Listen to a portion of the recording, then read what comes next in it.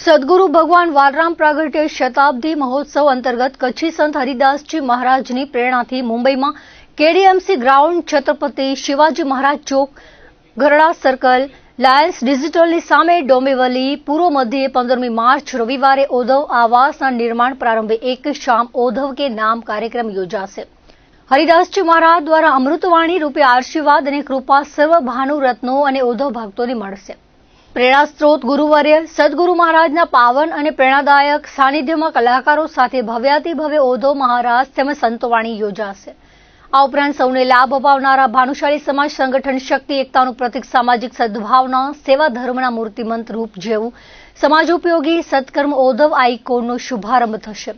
આ પ્રસંગે વાલરામ ચાલીસા, સંધ્યાપાઠ, ગઝલ અને ભજન તેમજ લોકસંગીતના કાર્યક્રમો યોજાશે।